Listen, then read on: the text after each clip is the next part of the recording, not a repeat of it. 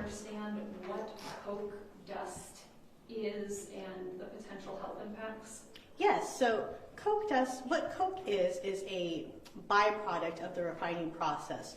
Coke is a material that is mostly made up of carbon and hydrogen.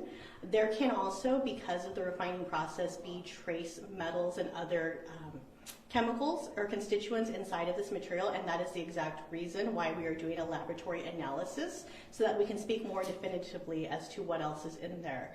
Because this is mostly coke and because the release is not continuing, right now we do not believe that there are any health impacts that would be experienced by the community. However, we are asking people to avoid close contact with it. What we would expect there to be a impact of is if you're breathing the material in. There's no active release, but if you were to come into close contact and you were to have the material, go back up in the air, then there could be concerns about breathing it. So right now we're asking people to not have contact with the material. In terms of preventing any impacts, we would like for our incident response team to finish their observations and collecting the samples, but we are advising the community that at the end of the day, if they would like to rinse off their surfaces that have been coated in this material with water and soap, they can do so at that time. This is a stupid question, probably, but the word coke dust has nothing to do with cocaine, right? That is correct, and that's not a stupid question. I think that's a very good point to bring up. Yes, we're talking about a petroleum material, and so it's commonly called petroleum coke, and it is mostly made out of carbon, no relation at all to cocaine. How would someone be able to identify coke dust? What does it look like? Yeah, so it is a black soot-like looking material, so it's going to look like a black fine ash or dust that you would see distributed upon a surface material. Similar to, I was taking a look, I was driving on cars, I didn't know what to look for. I was trying to see if I'd see any evidence of it on the way over. I didn't know what I was looking for, but describe it one more time. Yeah, you would be looking for a black dust-like material that would look like soot, similar to what you would see in your chimney after you've had a fire. So you said there was a release for about a minute. How much of this chemical could be released? I mean, is that a dangerous amount? How do you quantify what was released within a minute's time? And at what point does a quantity amount become dangerous for people? Right, so I do not know at this time how much is released. What we have done here in our department is we have requested what is known as a 72-hour report. And so this report will come from the refinery that will give us more information as to what was released, if they're able to tell us at that time how much was released, and that will help us make those determinations. Until we have that information and until we have our laboratory analysis, I can't really speak further to potential health impacts or quantify the release for you. Okay, I appreciate that. Just real quick so I better understand. Let's say somebody goes outside and sees a little bit on their car and just kind of scrapes it off. Is even that limited exposure potentially dangerous, or does it have to be much more? I mean, I think that's the whole concern for people in the community, right, is how much could be a problem. Yeah, so I don't know if our health officer wants to speak some more to the health impacts on that. Yes, thank you. I'm Sophie Mercuria, Deputy Health Officer, Sophie, S-O-F-E, Mercuria, M-E-K-U-R-I-A. We expect, as mentioned, we're understanding the extent and how much was actually released and more to find out.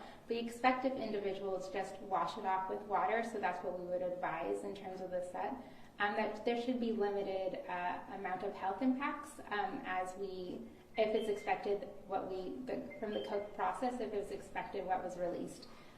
We will know more in terms of if there's other trace metals. There is background trace metals in general in the environment, but if there is more trace metals than expected or other substances and the potential health impacts. But just kind of washing it off with water, we don't expect that it would disrupt the material more to cause an inhalation, and that should be fine in terms of potential impacts. One question, there was a release last November and the FBI and the Environmental Protection Agency are investigating now. Is this the same, I know it's early in the investigation, but is this the same location where this release happened? I mean, is it a similar event that happened in November? Is that the same thing that happened this morning? Do we know? Yeah, I'll let Nicole speak to this. Yeah, so in the November 24 Thanksgiving timeframe release, that was from a unit that we know is the fluid catalytic cracker, and the material that was released was spent catalyst. The material that was released today is a coke material. So they're very different. As I mentioned, coke is mostly a carbon material. Spent catalyst is mostly aluminum silicate with other trace metals. And the incident occurred, from my understanding right now, at a different unit than the one that occurred in November.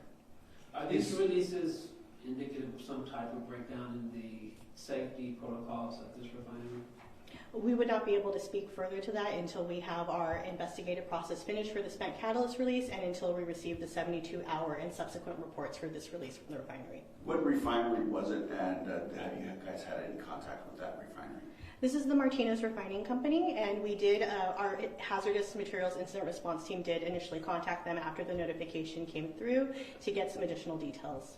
Do we know what happened, how it happened? We do not at this time.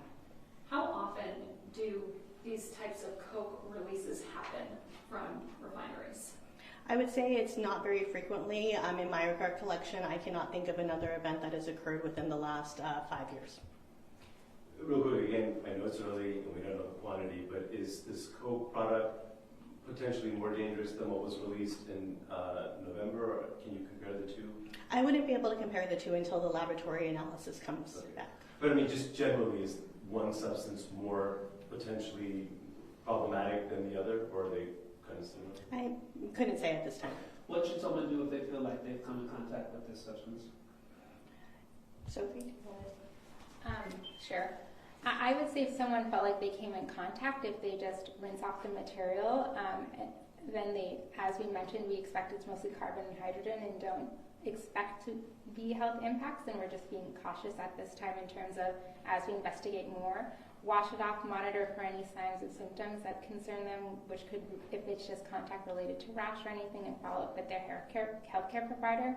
If they're worried that there is some inhalation, maybe they were outside during the release or they kicked up the product accidentally and they might have inhaled, I would again just kind of monitor for symptoms, and we would expect more exacerbations of kind of chronic conditions, so asthma, other medical conditions similar to like SUD or other processes, and so monitoring for any exacerbations if they're noticing flare-ups of their medical condition or respiratory conditions, then to follow up with their healthcare provider, or if it's worsening, to even emergency department if appropriate.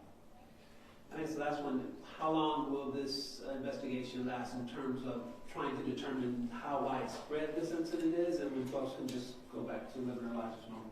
Yeah, so we're hoping to have results from the laboratory analysis by the end of this week in terms of determining how far this impacted. We can have probably an initial determination again sometime this week, but it's really going to be dependent to make final determinations on that 72-hour report coming in and any other follow-up we have with the refinery. How many crews do you have out there, and how widespread are you guys doing your search or your testing? So we only have one incident response team. We do have multiple personnel out there right now. A lot of the areas that we are going out to take the samples from are calls that have come into our office from community members that are reporting this dust, but we are also, going out to the outer perimeters of Martinez, checking to see if we're observing this dust in other areas as well.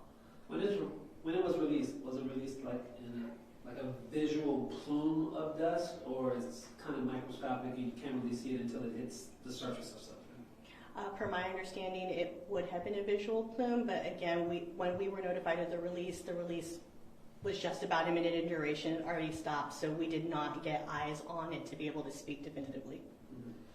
Any vehicles in this parking lot have any signs of it, evidence of it? Have you noticed? I mean, while I'm here, I just thought I'd ask. I'm not aware of any, but I would have to double check to get a final answer on that. To your best estimation, how widespread was the dust settling on the community? Are we talking like blocks, miles? I would have to get back to you on that. Did you receive calls beyond Martinez? To my knowledge, we have not. And so the most important thing for people to know is try not to re-aerosolize it by, like, let's say sweeping off a driveway or sweeping off sidewalks, right? Correct. So that's something you only want to hose down to keep it from getting back up in the air again. And what, if any, potential penalties or something like that could be levied upon the refinery for this release? So at this time, I think it's a little early to talk about that. We are looking at the timeliness of the notification, but what I can say is as we get more information, if any regulatory standards were violated, we will be looking into taking action upon the refinery for this. You know, there are some people in the community who just say, you know, this is so ridiculous that you have residents who are living here and these refineries have these accidents that end up impacting all of us. How would you respond to those resident concerns? You know, what I would say is that the Hazardous Materials Division, is our mission really is the reduction of accidental releases and the protection of the community. We have regulatory standards that each of these refineries and other chemical companies have to uphold to prevent that. And, we work very hard to go out and perform the proper inspections and audits to ensure that they're following those regulations. When accidents do happen, when everything lines up perfectly and there is a release out into the community, we have a very well-trained, very talented, incident response team that has multiple years of experience to go out and see what impacts the community is facing. And we also will use all of the tools available to us to be able to hold these facilities accountable for having these releases. And we will continue to do so. All right. Is there anything else, please? Thank you so much for coming out today. Thank you. Appreciate it. Do you have a business card?